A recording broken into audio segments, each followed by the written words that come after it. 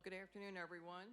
My name is Marge Foti, and I have the great honor of serving as the Chief Executive Officer of the American Association for Cancer Research, and the privilege, really, of welcoming you to today's briefing on e-cigarettes and nicotine addiction and potential public health crisis for youth and young adults. The AACR is the first and largest professional organization to be formed in the world that is dedicated to advancing cancer research and to accelerating progress in the prevention and cure of all cancers. The AACR and its more than 42,000 members now residing in the United States and 119 countries around the world have been at the forefront of every major breakthrough against cancer. Our members are the collective brain trust of all scientific areas in cancer research, including population science, prevention and early detection, to cancer biology and genetics, translational and clinical research, to survivorship research. In short, we turn science into life-saving care. This particular issue we are gathered here today to discuss is tremendously important to our organization and to so many of you in the room, as cancer prevention is a critical part of our world and our mission. A devastating statistic is that of the 600,000 cancer deaths every year in the United States alone, 1/3 of them are caused by tobacco. Our members have worked tirelessly since 1907, when we were founded, to prevent the onset of cancer through high-quality science and cancer medicine and highly effective programs and initiatives.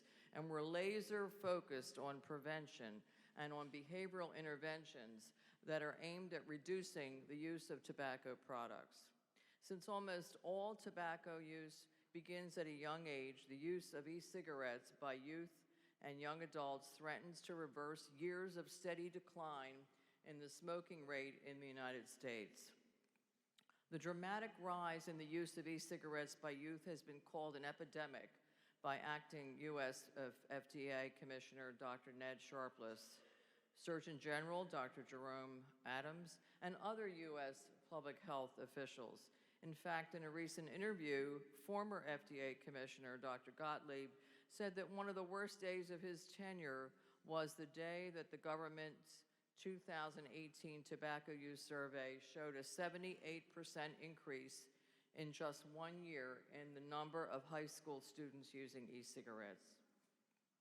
The AACR is very concerned that the sleek design and appealing flavors of the latest e-cigarettes on the market are leading young people down a dangerous path of nicotine addiction and then to take up traditional cigarettes.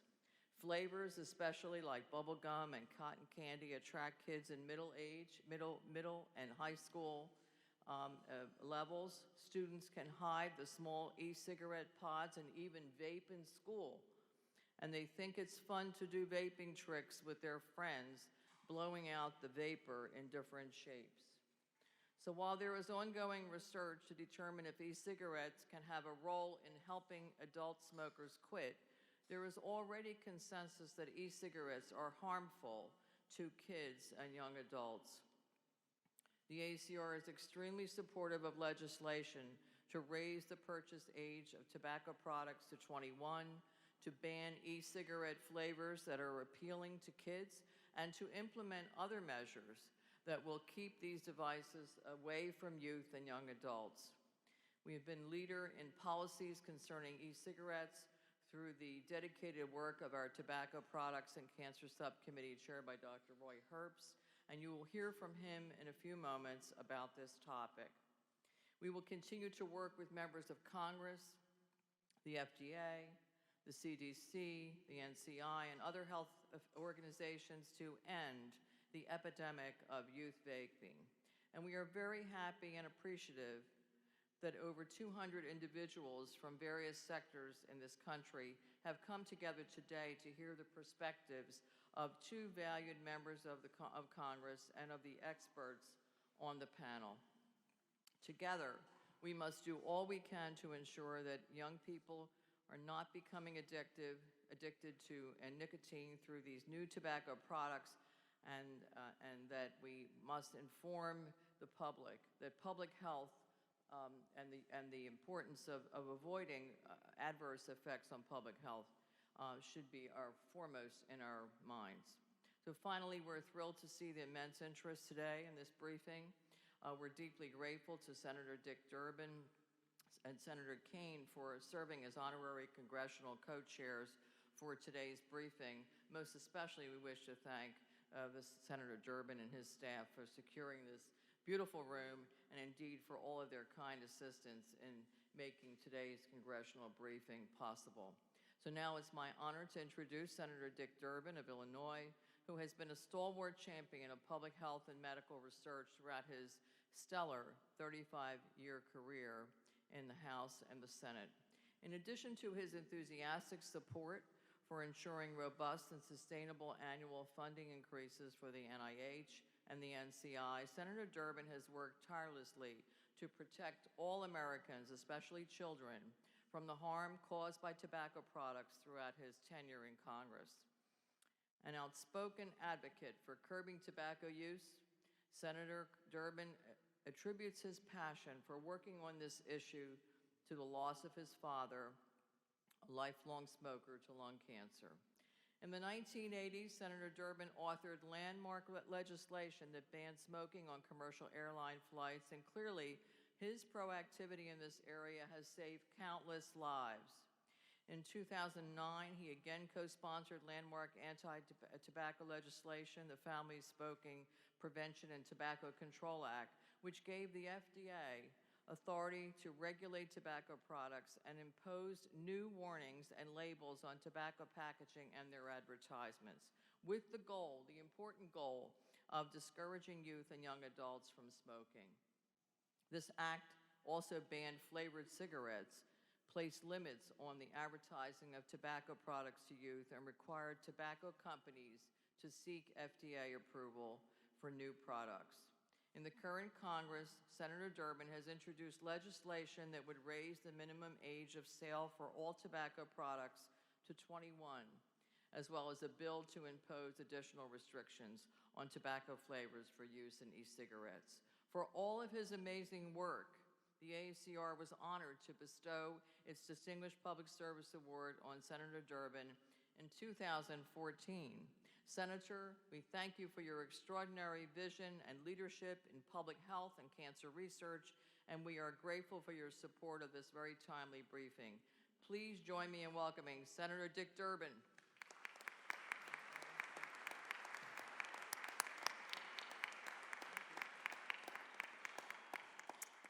Thanks, Margaret. Very kind introduction. For those of you who've never been in this room before, how many would that be? Quite a few of you. If you can't be in the Capitol building and you wanted to be a mouse in the corner and watch American history pass by, you'd come to this room. Before you leave, if you're a student of American history, there's a publication in the back there. You ought to read what has happened in this room. They had the hearing to investigate the sinking of the Titanic in this room. And Watergate hearings, Clarence Thomas hearings, and a lot of others, and of course, John Kennedy's announcement of his race for president of the United States. So this is a historic chamber, and I'm glad we were able to secure it for you, and I hope you can appreciate that this is quite a forum for the history of this country. Margaret, thanks for the kind words and for your work as the Chief Executive Officer, and Roy Erbst, your moderator and chair of the Tobacco and Cancer Subcommittee, thank you as well. And thanks to all the panelists. Special thanks, of course, to the American Association for Cancer Research. Your work is absolutely critical, and it has been rewardingly successful in many areas. The good news, cigarette smoking among youth has dropped from 28% in the year 2000 to less than 8% in 2018. The bad news, e-cigarette use among children has been increasing at alarming rates. In the past year alone, the number of teenagers using any form of tobacco product increased by nearly 40%, threatening to reverse the decades of progress we've made. Today, nearly 4 million children are vaping, most of them using the Juul device. and an overwhelming number of them using liquid nicotine flavors that are clearly designed to addict children. Jessica and Gabby gave me a bag of tricks here to share with you. One of the flavors that they're selling for e-vaping, Jam Monster. Can you legitimately make the argument this is so adults can stop smoking? Gets better. Mango Bomb, whatever that is. This one's 160 cereal pop.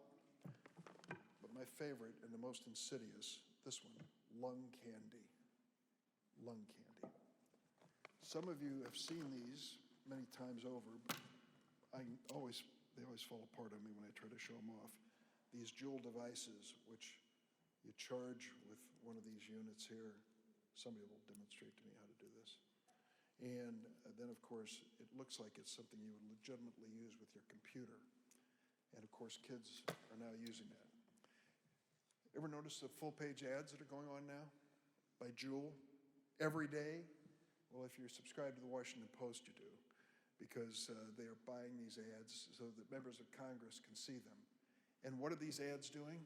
They're pushing against an open door because they are arguing that they are committed to 21 as the age for purchasing tobacco and e-cigarette products. I've got news for them. Everybody's committed to age 21. We passed it in Illinois. Mitch McConnell has said he's publicly supporting it. Tim Kaine's going to come in here and speak a little later about his support for this as well. In addition, I'm on a bill with Brian Schatz and Todd Young, Republican of Indiana, Mitt Romney of Utah, myself. This is something, age 21 is clearly something that we believe, and Tim Kaine just walked in. Tim, welcome. And I believe it has strong bipartisan support across the board. So why is Juul buying all these ads, pushing against this open door about age 21? Because they don't want to talk about this crap. They don't want us to focus on 78% increases of children using vaping products. They don't want to talk about that because they know at their heart of hearts, Altria, the tobacco company that either bought Juul or Juul bought them, I can't keep track. They know at their heart of hearts that if you are going to win converts to addiction, start early.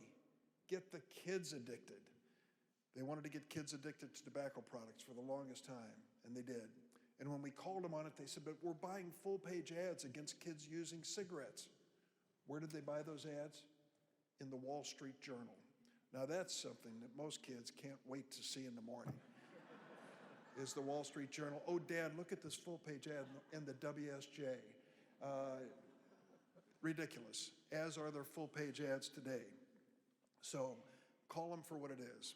They are still peddling addiction, Juul, Altria, and all of them, and they're doing it by using products like the ones I've brought before you today.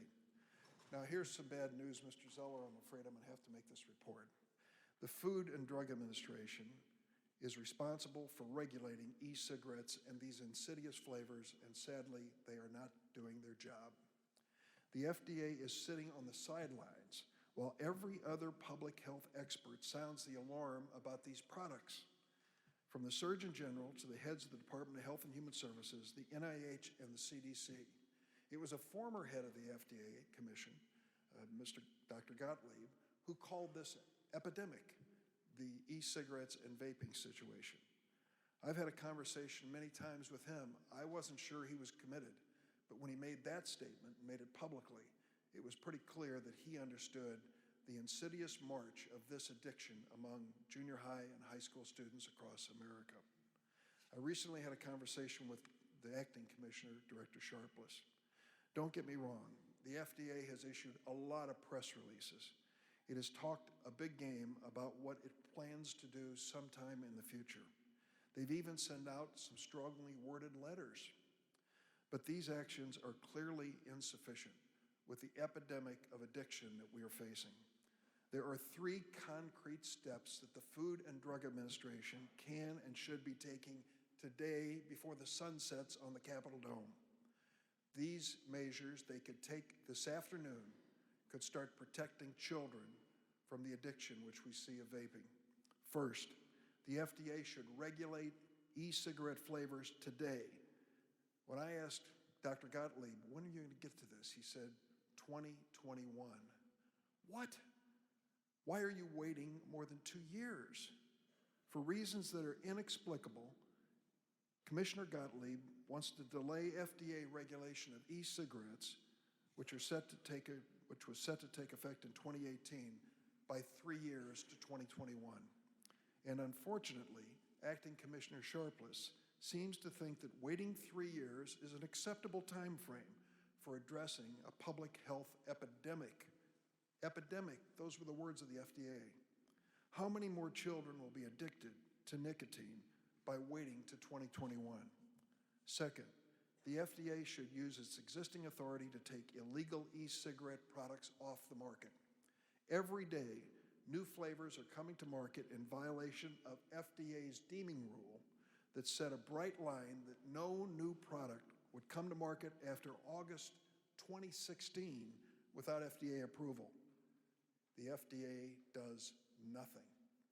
Finally, FDA should stop companies like Juul from making health claims about their products. Juul's, quote, "Make the Switch" campaign promotes their product as a smoking cessation device. Let's be clear, this is unfounded and unproven. Juul has never conducted a clinical trial in the United States to prove that the product helps adults quit smoking cigarettes. FDA has never approved Juul as a smoking cessation device, and yet they make these health claims day in and day out.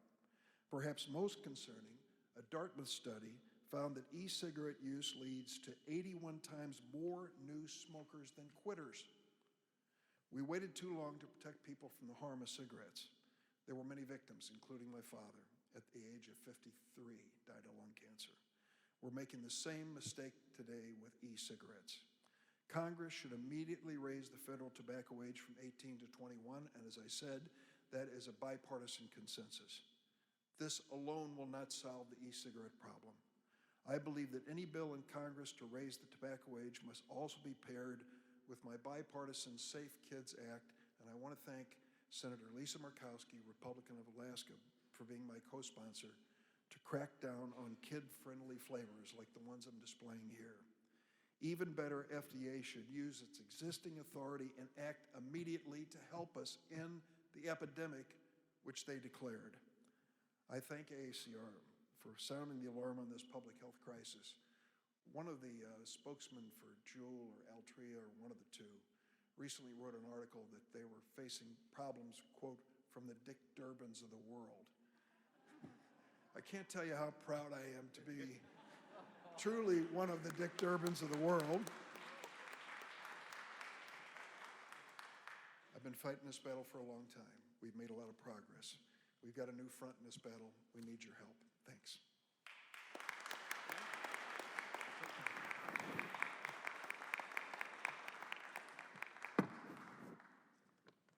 Off with my lung candy. Thank you so much, Senator Durbin, and for your sage advice. AACR will work very hard to try to save more lives, just the way you have in your brilliant career. So it's now my honor to introduce Senator Tim Kaine of Virginia, who has made public health a top priority throughout his career in public service, including as a mayor, governor, and now United States Senator. As a member of the Senate Health, Education, Labor, and Pensions Committee, Senator Kaine is in a key position to promote the health of citizens in the Commonwealth and throughout this nation. He has also been a strong supporter of cancer research funding at the NIH and NCI, and for that we are extremely grateful. Senator Kaine has long been a leader in efforts to protect the public, and especially youth, from the dangers of tobacco products. While serving as governor of Virginia in 2009, he signed the Virginia Indoor Clean Act into law after years of tireless advocacy, and this was courageously done in the face of strong opposition from the state's tobacco industry. Senator Kaine has been a vocal proponent of efforts to address the alarming increase in e-cigarette usage among our nation's youth, and recently co-sponsored legislation that would raise the minimum age of sale for all tobacco products to 21. Senator, thank you for everything you are doing to support public health and medical research. We are so pleased that you could join us today for this important briefing. Please join me in welcoming Senator Tim Kaine.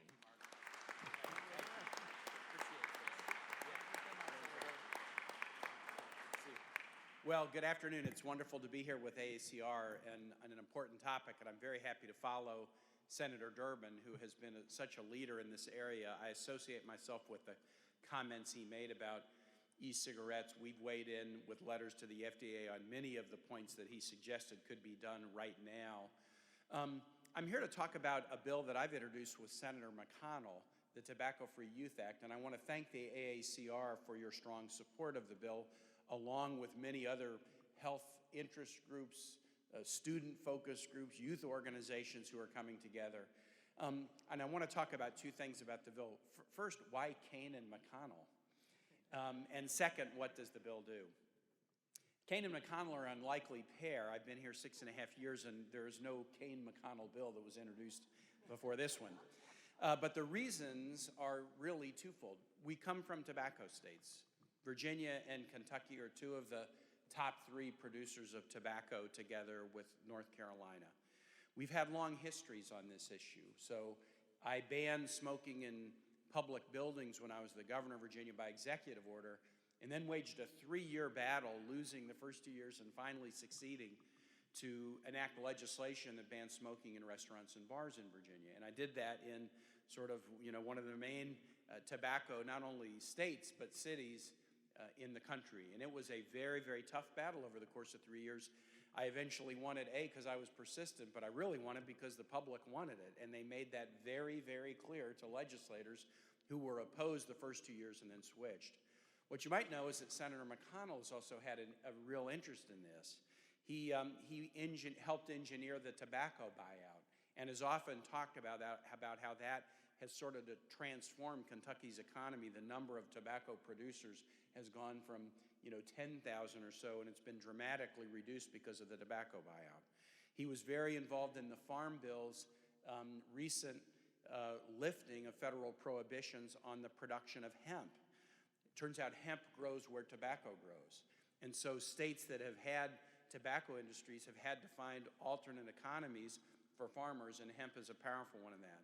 But Mitch and I started to talk about this a few months ago. We're aware of bipartisan efforts, but we didn't want the tobacco states to be opposed. We didn't want the tobacco states to be reluctant or laggards. We wanted the tobacco state leadership to be leaders in this effort to tackle youth smoking.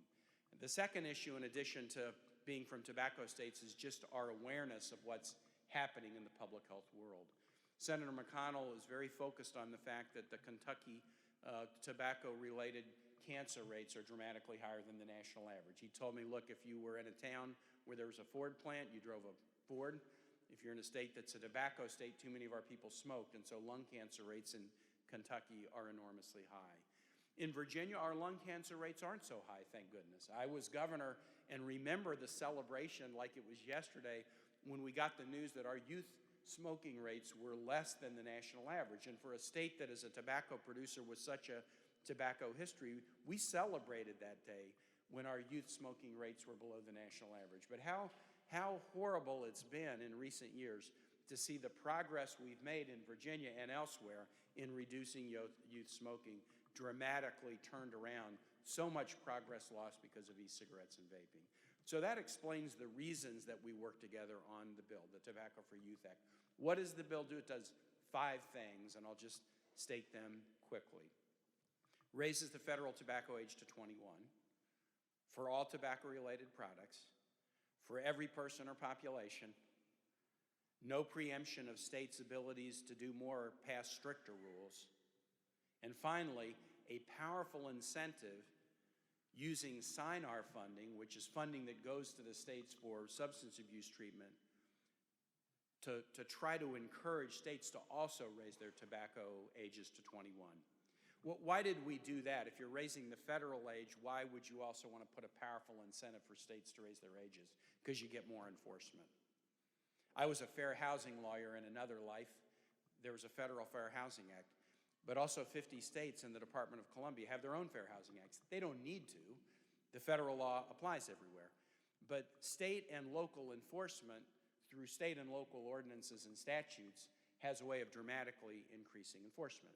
And so the fifth component of our bill, the incentive through the SINAR funding, much as the federal government incentivized with highway funding states raising their drinking ages, that incentive will powerfully work to get states to raise their ages to 21 and provide more enforcement of this 21 provision. That's basically what the bill does. We're very mindful of and appreciative of the bill that Senator Durbin was talking about. The fact that it's Senator Durbin and Schatz and Senator Romney and Young shows you the breadth of the bipartisanship that's building around this issue. I agree with what Senator Durbin said. It is absolutely necessary and important, not sufficient. We need to tackle some of the marketing of e-cigarettes with the flavors and other things in the way he said, and we need to work together on that.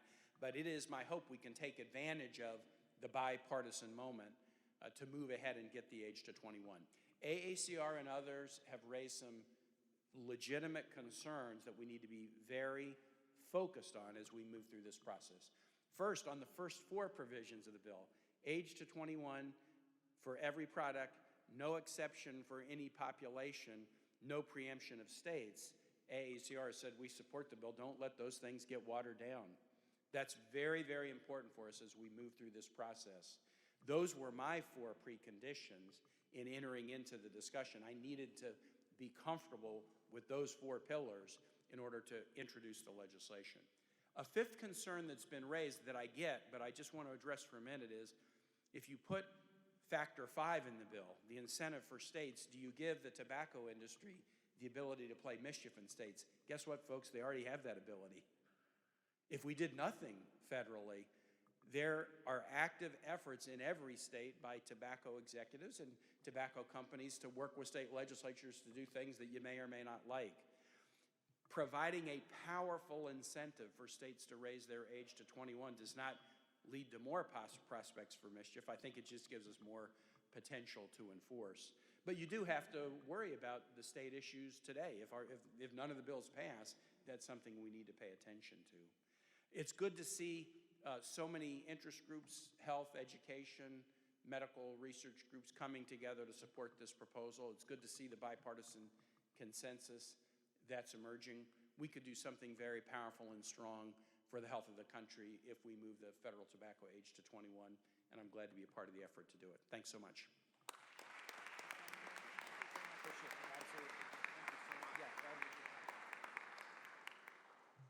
Thank you so much, Senator Kaine. We really appreciate your work. So now I would like to introduce our moderator, Dr. Roy Herbst, who serves as Chief of Medical Oncology at the Yale University Cancer Center and who is Chair of the Tobacco Products and Cancer Subcommittee of the AACR Science Policy and Government Affairs Committee. Dr. Herbst is nationally recognized for his extraordinary leadership and expertise in lung cancer treatment and research. He is best known for his stellar work in developmental therapeutics and personalized therapy of non-small cell lung cancer. His expertise in cancer research has been manifested in so many ways, not the least of which is being the author of more than 275 peer-reviewed scientific and clinical papers and presentations. We're very fortunate to have Dr. Herbst here with us today to lead this briefing, as he brings with him not only his special knowledge of the cancer field, but also his enormous passion for saving lives from the ravages of tobacco products. Please join me in welcoming Dr. Herbst to the podium.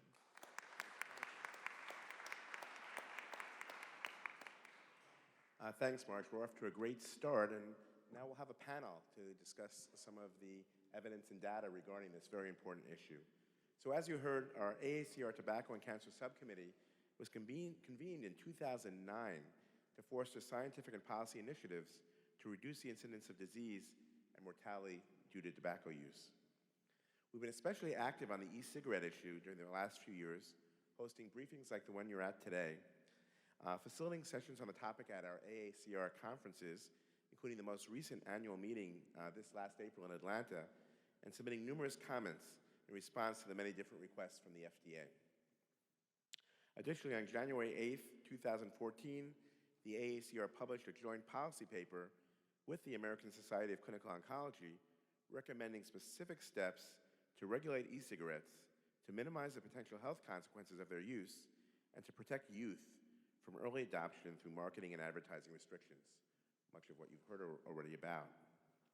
We plan to update this policy paper later this year to reflect new scientific findings and current developments pertaining to e-cigarettes.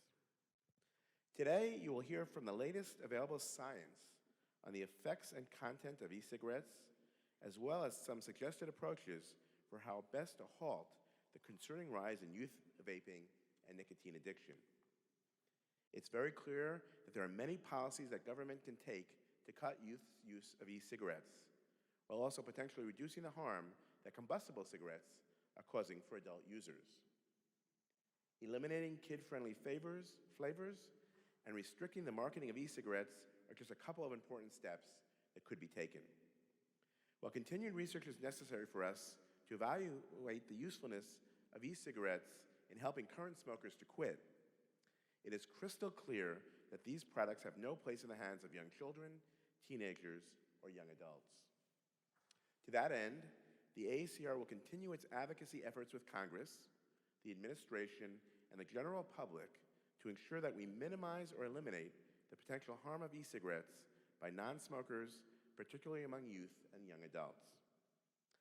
Before introducing the panel, I just want to thank Senator Durbin and Senator Kaine for serving as honorary congressional co-chairs for today's briefing and for their focused efforts to protect youth from the harms associated with smoking and nicotine addiction.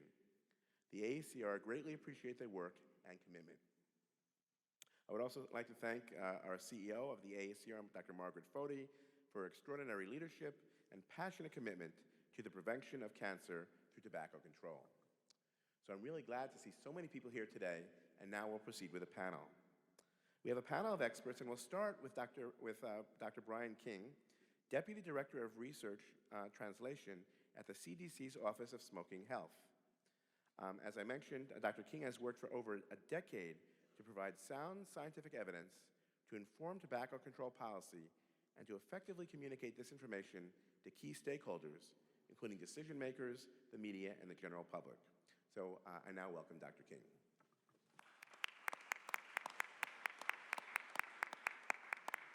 Thank you. It's my sincere pleasure to be here today on behalf of CDC, which is the lead federal agency for comprehensive tobacco prevention and control in the United States. I'm on a critically important issue. We've received many calls over the past several years from people across the country talking about the issue of e-cigarettes, particularly among youth, even reports of products being used in schools, particularly classrooms and bathrooms. And so it's certainly an urgent issue that CDC is very concerned about, and that we continue to do efforts to ensure that we broach it.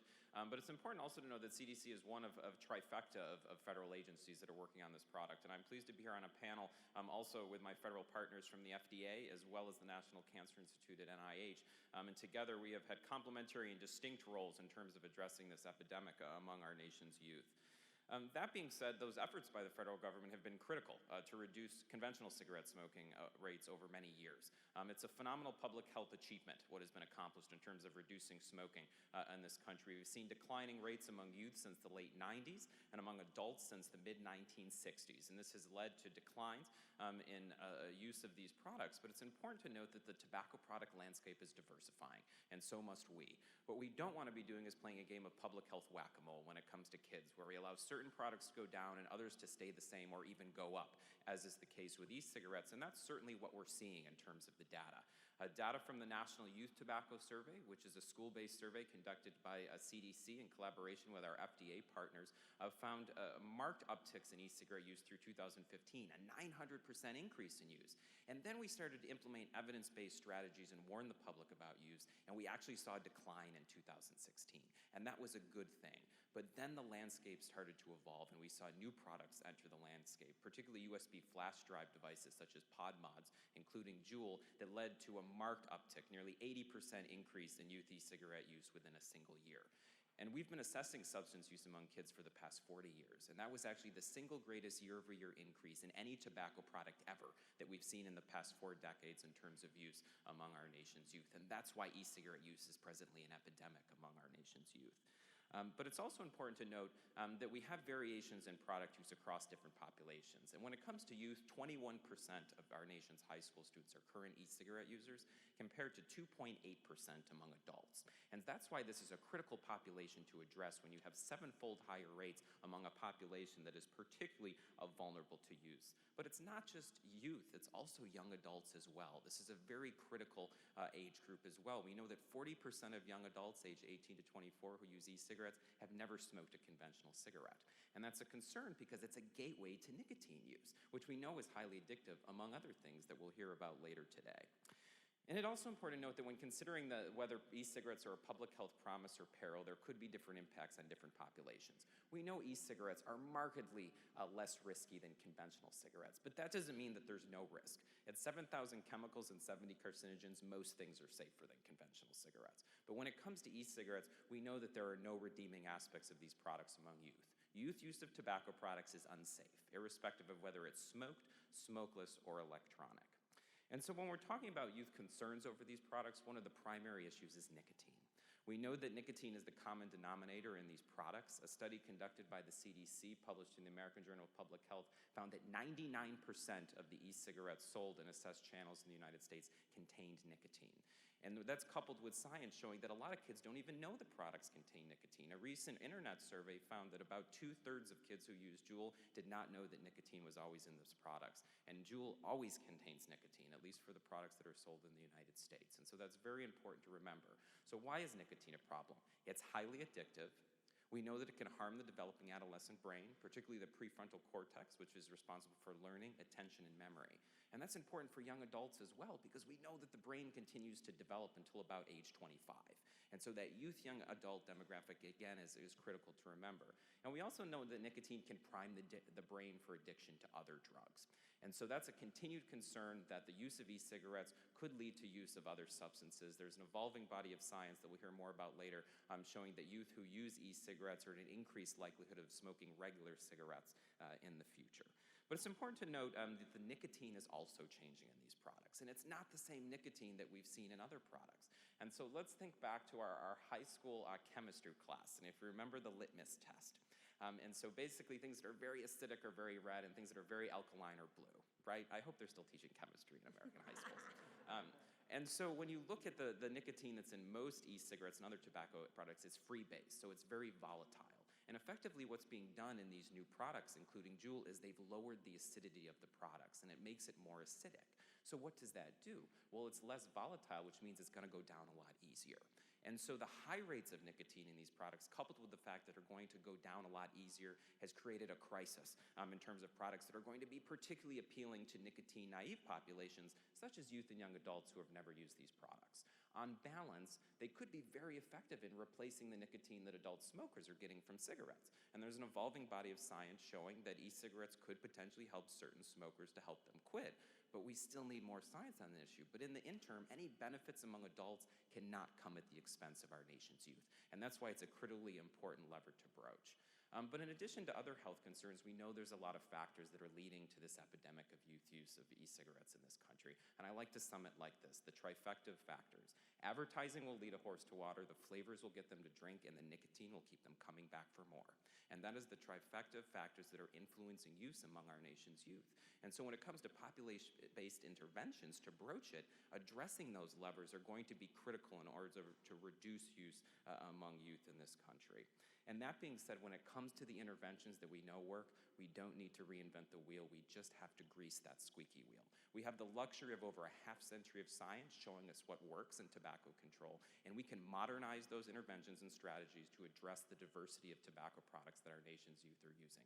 So what works? Well, the Surgeon General in 2016 released a report on e-cigarette use among youth and young adults, Dr. Vivek Murthy, and then Dr. Jerome Adams, his successor, also released an advisory on this same issue, acknowledging the modernization of strategies that we know work, including increasing the price of these products, including them in smoke-free policies so people aren't exposed to the aerosol from these products, warning the public using hard-hitting mass media campaigns about the risk of these products among kids. But we also know that updating strategies such as youth access restrictions, including increasing the age of sale for tobacco products to 21, is a proven strategy in terms of youth access, and just updating that age group is a particularly critical point, because we know that 9 out of 10 adult smokers begin before the age of 18, and 99% begin before young adulthood. And so that young adulthood demographic is very critical for population-based interventions. But we also know that there's other strategies that we can continue to pursue, including addressing those levers that are influencing use, particularly flavors. And so prohibiting flavors in tobacco products is a viable strategy that is presently being considered to, again, broach those levers to turn off the spigot that's influencing use among our nation's youth. So with that, I'll conclude and thank you. And the bottom line is here that we know what works to effectively address tobacco product use, and it's critical that we modernize our strategies to ensure that we keep pace, whether it comes to science, but also public health practice. Thank you for your time today.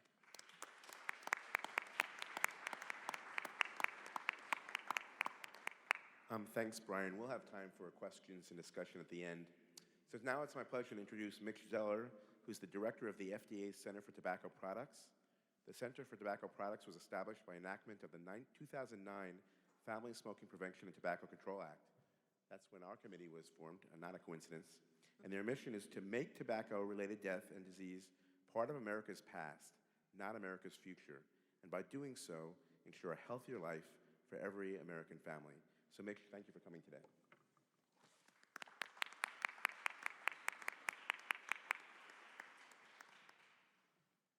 Thank you, Roy. Thank you, Margaret. And FDA is happy to be here, and it's important that FDA is here.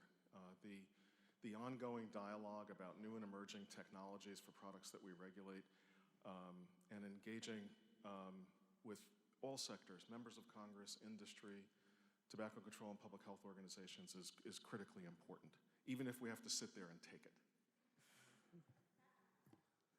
To protect the public and to create a healthier future for Americans. That's why Congress passed the Family Smoking Prevention and Tobacco Control Act.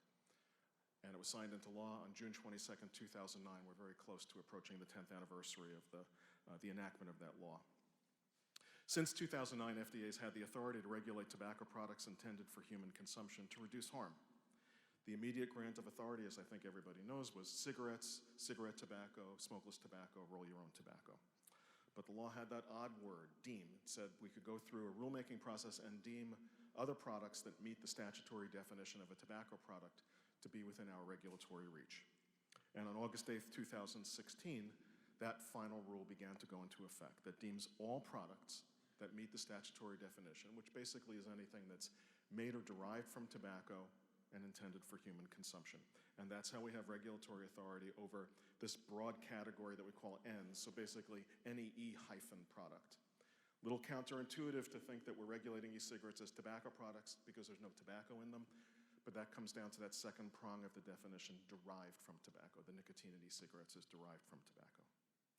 On the day that the deeming rule went into effect, or began to go into effect, in August of 2016, a number of provisions immediately kicked in. For example, it became illegal to sell e-cigarettes and other ENDS products to kids under the age of 18.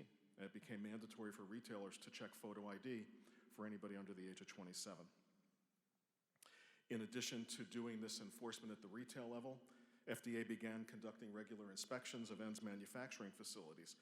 This includes vape shops, if the vape shops make or modify ENDS products. And since that August 2016 date, we've conducted more than 1,200 inspections just of vape shops. Many of the regulatory and legal requirements that had been in place for cigarettes and smokeless tobacco have since become applicable to the manufacturers of e-cigarettes and other ENDS products, including things like registering your establishments, submitting lists of products, health documents, ingredient listing. And there's a new requirement that applies to e-cigarettes, and that is a mandatory warning on every package, including on the components and parts, that the product contains nicotine and that nicotine is addictive. We've been steadily at work regulating these so-called deemed products, despite the fact that originally 7 different lawsuits were filed against FDA, challenging various aspects of this important assertion of jurisdiction by the agency. In July of 2017, we announced the agency's comprehensive plan on tobacco, and nicotine regulation, which places nicotine and the issue of addiction at the center of our regulatory efforts. The plan includes efforts to advance regulatory policies on addiction, appeal, and cessation, science-based review of tobacco products, and a youth tobacco prevention plan. And I'll discuss some of these in a little bit of detail. This included the issuance of what we call an advance notice of proposed rulemaking on whether nicotine should be mandated down in its levels and content in combustible cigarettes. Lowering nicotine in cigarettes to a minimally or non-addictive level through the creation of what we call a product standard, a nicotine product standard, could decrease the chances that future generations of young people who had been identified by the tobacco industry decades ago as replacement smokers, that future generations of young people would become addicted to cigarettes. And this could also make it easier for currently addicted smokers to quit. This advance notice of proposed rulemaking sought public comment on key issues related to nicotine reduction, and it was supplemented by the publication of a paper in the New England Journal that projected out through the end of the century that this policy could avert more than 8 million deaths that would otherwise have occurred simply from firsthand exposure to cigarettes. The modeling did not even factor in deaths avoided from secondhand exposure. In a more controversial move, at that time, we revised the compliance period for deemed tobacco products that were on the market as of August 8th, 2016, in part to work on what we called foundational rules and guidances to better clarify the rules of the road for industry. And as you heard from Brian, at that time, there had been a 2-year decline or leveling off in kids' use of e-cigarettes. Since the timelines were revised, we've been able to advance important regulatory documents, including a proposed rule on what we call the substantial equivalence pathway, getting a proposed rule to the Office of Management and Budget on the pre-market tobacco application pathway, issuing a final guidance for pre-market applications for e-cigarettes and other ENDS products that happened just yesterday. These important regulatory policy documents with more in the pipeline will ultimately help us conduct the product application reviews in a more efficient and transparent manner. Our policy is currently the subject of a lawsuit filed by the American Academy of Pediatrics and other groups, and the judge in the case recently issued a rule vacating our 2017 guidance. There is not much that I can say publicly here about this ongoing case, other than we are in discussion with our lawyers and exploring our options, and we have a brief due with the court that will be filed later today. A little over a year ago, FDA announced our Youth Tobacco Prevention Plan, and this has 3 key strategies: preventing access, curbing marketing, and educating kids. To address the growing concern over kids' use of e-cigarettes, we ramped up enforcement efforts, including the issuance of warning letters and seeking fines in the name of civil money penalties to retailers that sell tobacco products, especially e-cigarettes, to minors.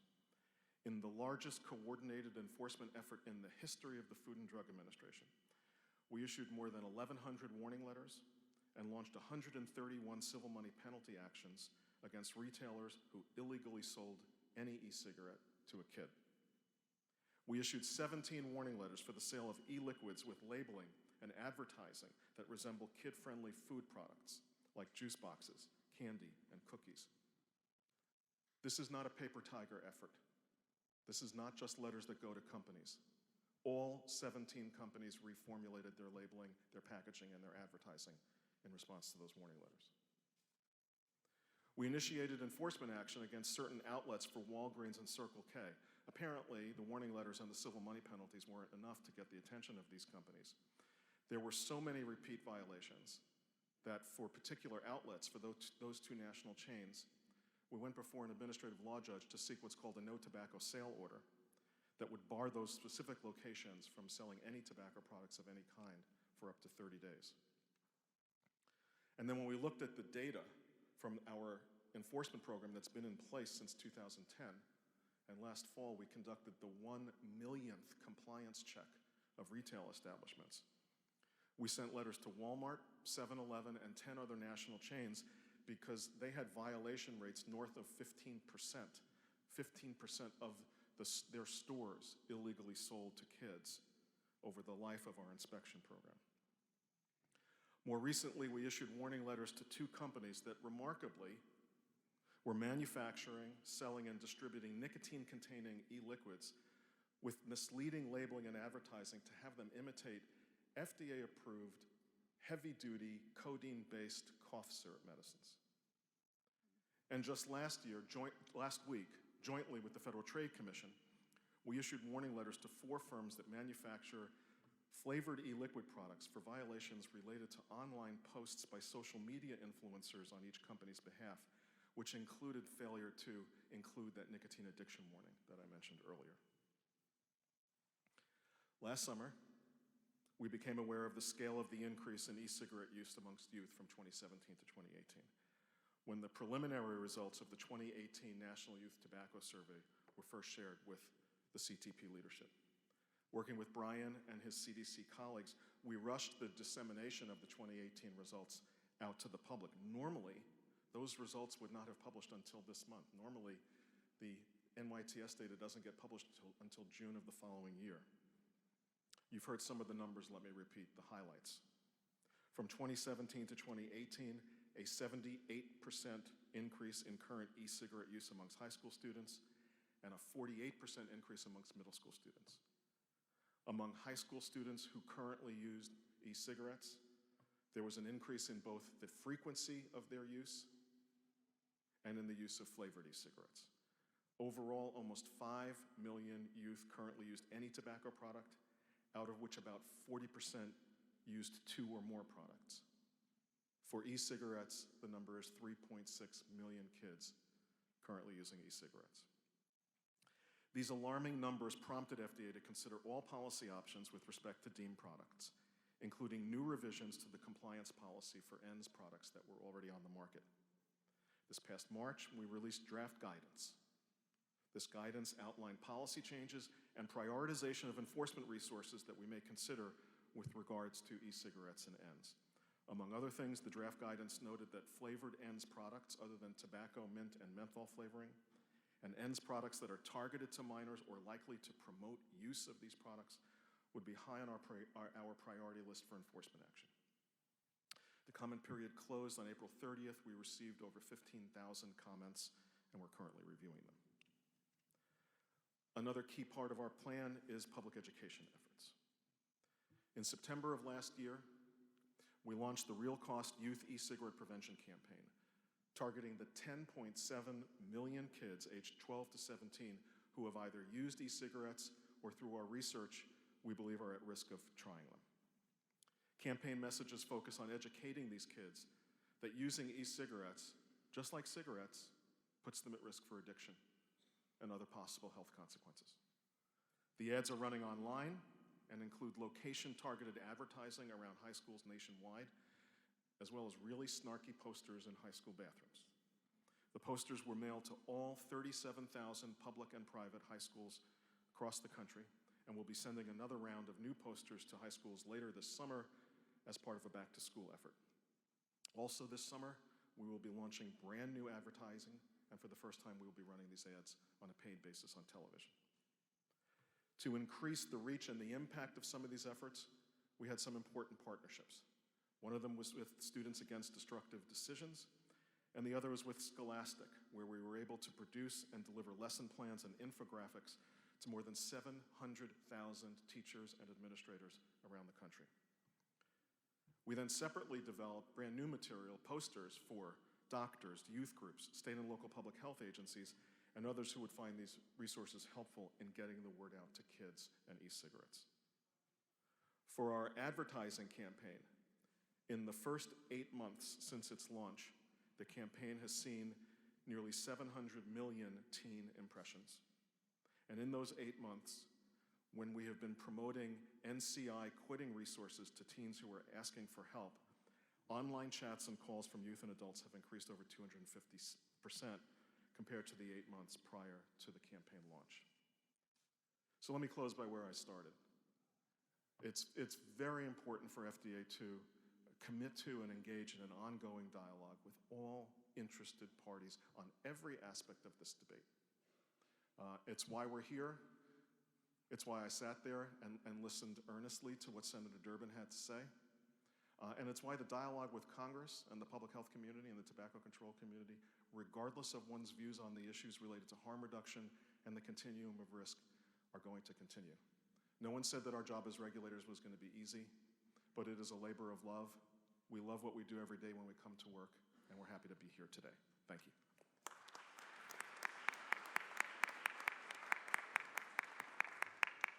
Thank you, Mitch. We appreciate your comments. So our next speaker is Dr. Rachel Grana-Main, who's the Program Director in the Tobacco Control and Research Branch at the National Cancer Institute.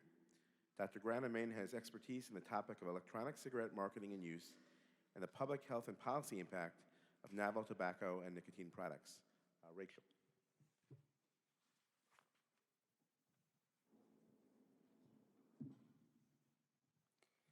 Thank you so much, Dr. Herbst, for the opportunity to be here, and I'm grateful to the AACR for inviting me to contribute. As a behavioral scientist at the National Cancer Institute, I oversee a portfolio of research that we fund across academic centers across the entire country. Some of this research is also funded in part with FDA dollars as well to inform their tobacco regulatory authority. The goal of my remarks today is to complement the other panelists by providing insight into the health effects and use patterns, particularly regarding youth. As you heard from Dr. King, there are hundreds of different brands of e-cigarettes. There's several different vaping devices known as vapes, mods, and pod mods. And this class of products is rapidly changing. But despite this product evolution, these devices operate essentially the same way. They're battery-powered devices designed to heat a liquid solution into an aerosol for inhalation and exhalation by the user. And what do we know about what's in that aerosol? The liquid is a chemical solution typically made up of chemical solvents, propylene glycol, glycerin, as well as flavoring chemicals. And nicotine is typically, but not always, in the products. Nicotine levels vary widely across products, from nicotine-free to the 59 milligrams per milliliter that's in the Juul pod. That's roughly the equivalent amount of nicotine as 20 cigarettes. And research shows that the labeled amount is not always what's actually in the product. Importantly, as Brian mentioned earlier, a substantial proportion of youth who have tried e-cigarettes report not knowing if nicotine was in the product they tried or what the level was. And contrary to common messaging that e-cigarette aerosol is harmless water vapor, it's not. The liquid and aerosol contain several harmful and potentially harmful constituents, such as formaldehyde and acrolein, which are known carcinogens, and metals like tin and nickel. Users and bystanders are exposed to some level of these toxicants as well as nicotine. But compared to cigarette smoking, e-cigarette use generally does expose users to fewer and lower levels of toxicants. However, the levels of that toxicant exposure can vary widely from person to person, owing to the diversity of the devices, what the settings may be used in the different devices, the device characteristics, the liquid, and how people use the products. That's important to acknowledge. As noted in the 2018 National Academies of Science, Engineering, and Medicine report on the public health consequences of e-cigarettes, a smoker who would completely substitute their cigarettes for e-cigarettes is likely to reduce their short-term health risks. However, for cigarette smokers who don't completely substitute and still engage in using both products, what we call dual use, is likely not to have any health benefit from that behavior. And that's concerning because as we've heard earlier, dual use is a prominent pattern among both youth and adults. And there's evidence of potential health risks from e-cigarette use. One potential risk is from those flavoring chemicals that you saw, or you heard about the flavors and the chemicals in them. While many of the flavoring chemicals are safe to use in food, there's not evidence that they're safe to be inhaled. And some flavoring chemicals are actually known to be harmful with inhalation, repeated inhalation, and known to cause a lung disease, such as the chemical diacetyl, which imparts that buttery flavor to some of the flavors. And recent research shows that the flavoring chemical aldehydes react with the propylene glycol and glycerin chemicals to produce additional chemical compounds called acetals. Exposure to these acetals in the e-cigarette aerosol could potentially trigger airway irritation and inflammation. Another potential risk from exposure, another potential health risk is from the fine and ultrafine particles that make up the e-cigarette aerosol.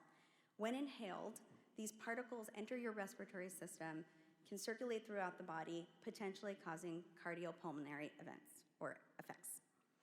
And recent studies have shown that among youth, exposure to e-cigarette aerosol is associated with increased cough and wheeze, and that aerosol exposure can exacerbate the asthma symptoms among youth. For example, a recent study published in 2019 of Florida youth with asthma showed that secondhand aerosol exposure was associated with an increased likelihood of them reporting having had an asthma attack in the past year, compared to the youth with asthma who are not exposed. As summarized in the National Academy's report, there's evidence for the biologic plausibility of long-term health effects, potentially due to the presence of carcinogenic compounds that are present in the aerosol. But because of their relatively short use in the population, the long-term effects are still not yet known. And when turning to what we know about youth, a little more in depth from what we hear about the very disturbing rising prevalence, youth know and accept the negative consequences of cigarette smoking. But studies show that young people hold far fewer negative beliefs about vaping. They often think that e-cigarettes are not harmful at all, or less harmful than a cigarette, and less harmful than smoking. But these beliefs of reduced harm, the importance is that they're cited as youth as one reason that they are using the products. And there's growing evidence that e-cigarettes are attracting youth who otherwise would not have been susceptible to using cigarettes and other tobacco products, which means that there's an expanded group of kids who are at risk for a lifelong addiction to nicotine or tobacco products, and then those associated health harms. And as mentioned earlier, there's been several studies now summarized in the National Academy's report and published since that e-cigarette use is a strong risk factor for future smoking among youth and young adults. So taken together, these findings underscore that youth e-cigarette use may put us at risk of undoing decades of progress to reduce smoking and other tobacco product use in youth. In its review of the literature in contrast to youth, turning now to adults, some of the reasons adults give for using these products are to reduce their harm from cigarette smoking or to quit. In its review of the literature, the National Academy's report summarized the few randomized trials that were summarized to date, some observational cohort studies, and concluded that there's insufficient evidence from the trials to conclude that e-cigarettes are effective for cessation, and there's limited evidence that e-cigarettes promote cessation in the population. Since that review, one well-done randomized controlled trial that was conducted in the United Kingdom found that a greater proportion of smokers assigned to use e-cigarettes had quit at 1 year follow-up than smokers who were assigned to use traditional approved nicotine replacement therapies, 18% compared to 9.9%.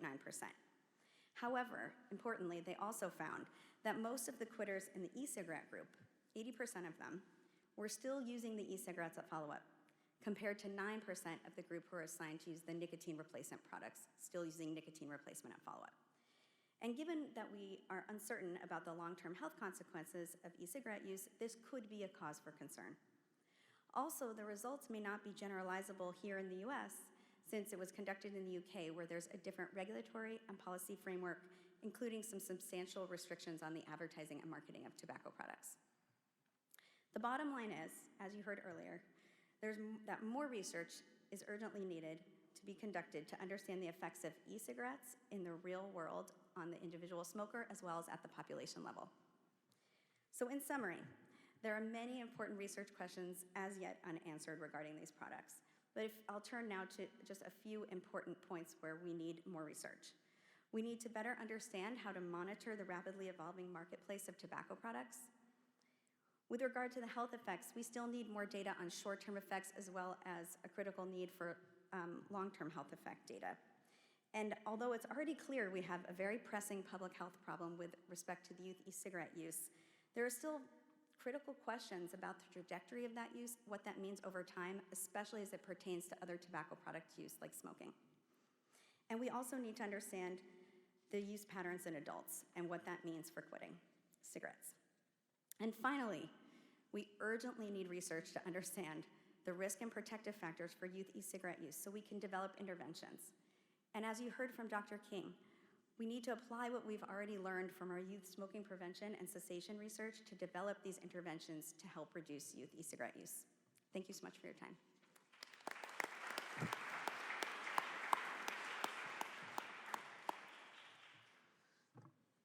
So as you've heard, research is critical, and we're going to talk more about what the society can do to promote that during our panel. But the last speaker on the panel is Dr. Suchitra Krishnan Saran, who's my colleague at Yale, professor of psychiatry, School of Medicine at Yale. She's the co-PI on the Yale Tobacco Centers of Regulatory Science, which is using multidisciplinary approaches to understand the role of flavors in tobacco and nicotine addiction. Suchitra.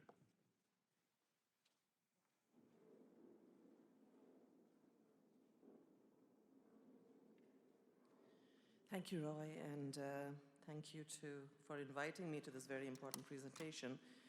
I never know whether I'm going to need my glasses or not, so they come with me everywhere I go.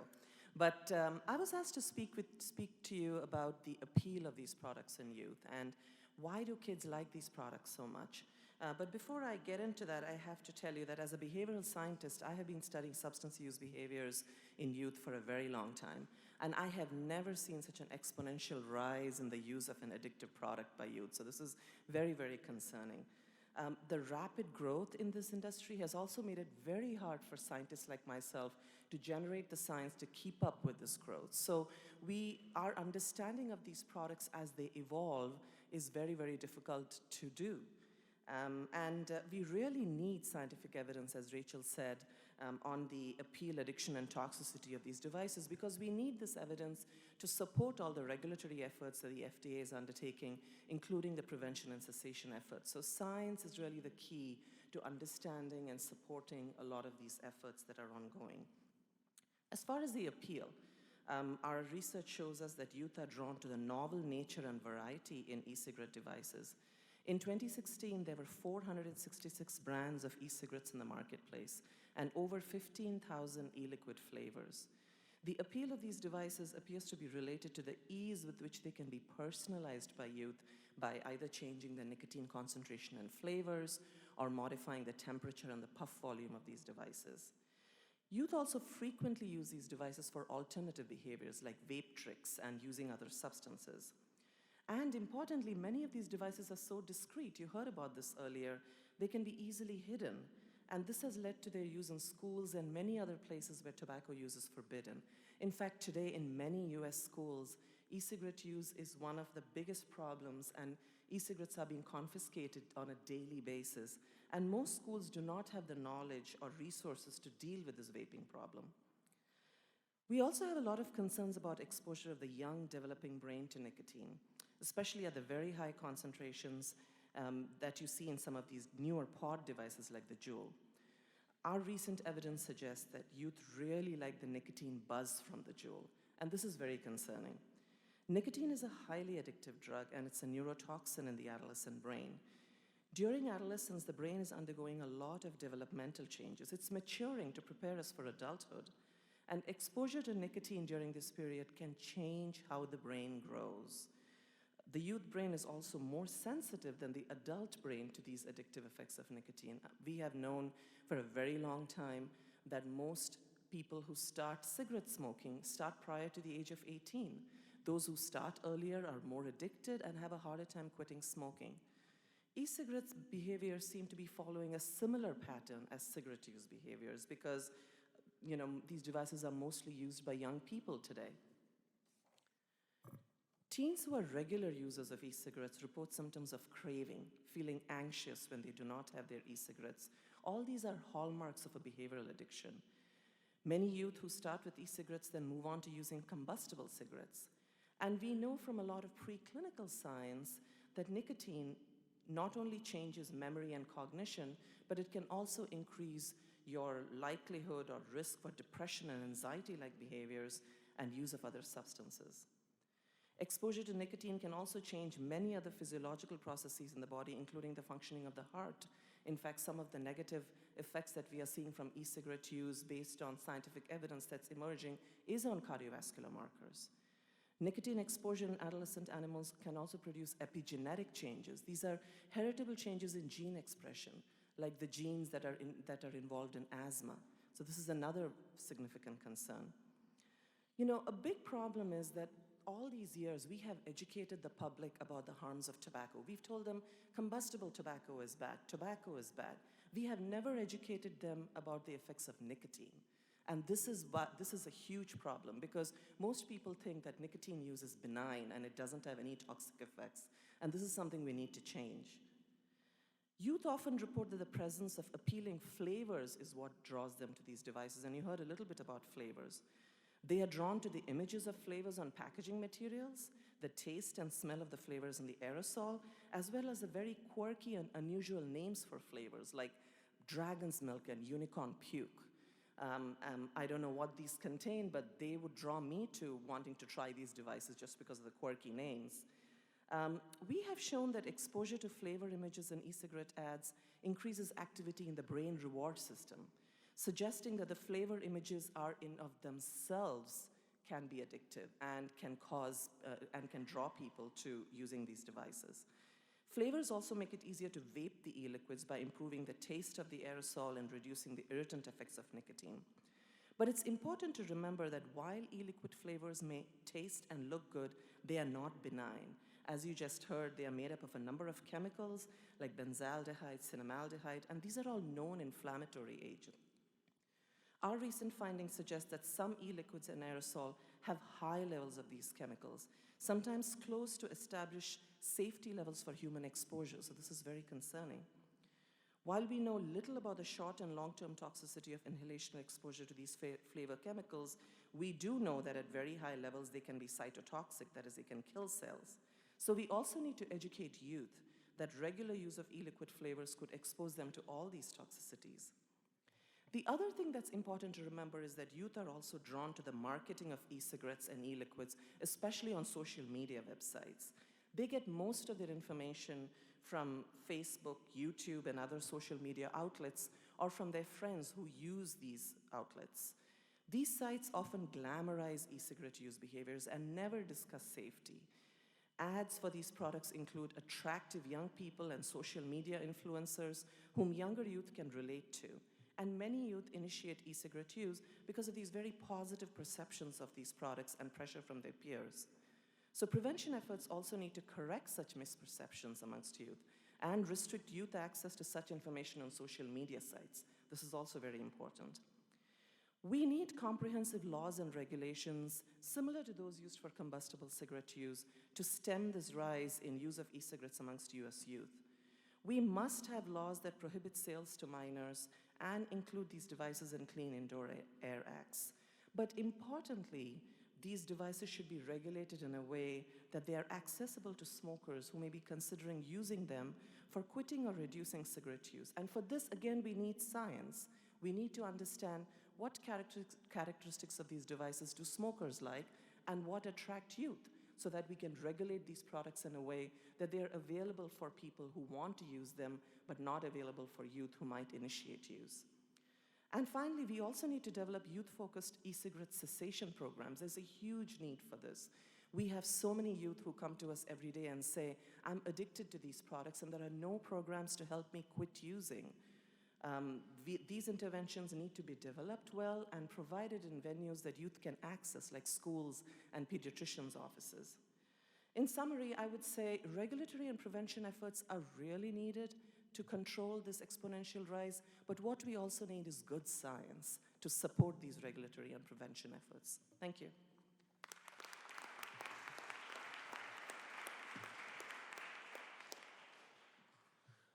Thanks, Suchitra. Is Michael Relis here? So Michael, if you'd come up and you can use one of the microphones here, perhaps you could take mine. We're really happy to have Michael here. He's going to tell us what's happening in the trenches. He's vice chair of the Loudoun County Advisory Commission, Loudoun County, Virginia. This committee and commission serves as a conduit for the youth community by assessing youth needs, advising and making recommendations to the County Board of Supervisors regarding youth programs, issues, opportunities, and priorities, fostering collaboration. and really with a focus on youth development.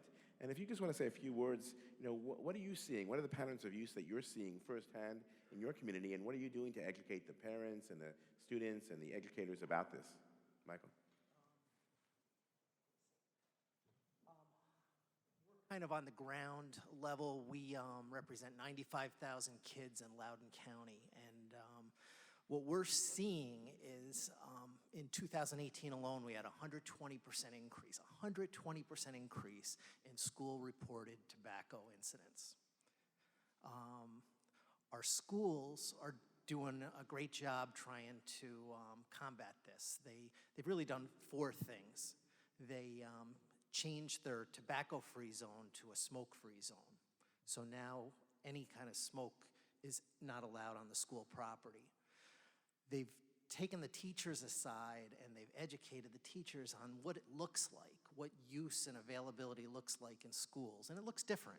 It's kids huddling outside the schools, it's kids in the bathrooms like the old days with smoking, but it's also kids using it in the classroom, concealing vaping in vaping pens and then blowing the smoke into their hoodie. So it's a totally different look and feel than it used to be. They've also placed counselors with substance abuse backgrounds in every high school and many middle schools. So rather than being punitive and expelling kids or suspending kids and pushing them out of the schools, they're offering them some form of treatment. So Loudoun County is very, very progressive on that, and it's making a difference. But this is a terrible, terrible, terrible thing that's going on, and we're seeing it. Thanks. Well, thanks for being here. It's clear these are complex issues, and we want to provide staffers here with as much information as possible. That's why we're in the process of revising the AACR statement on this. The views of our society, I think, are quite clear that e-cigarette use is not safe for youth or non-smokers. Better not to use it. The AACR remains committed to working with members of Congress and federal agencies on tobacco use prevention to ensure that another generation does not succumb to the dangerous addiction of nicotine-containing products. I take care of lung cancer patients. There are over 20 forms of cancer that smoking is involved with.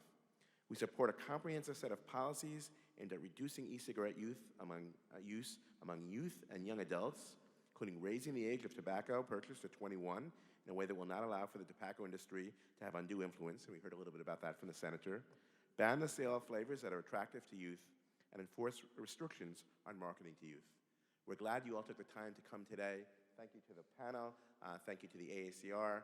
Thank you to the Senate sponsors. Thank you all.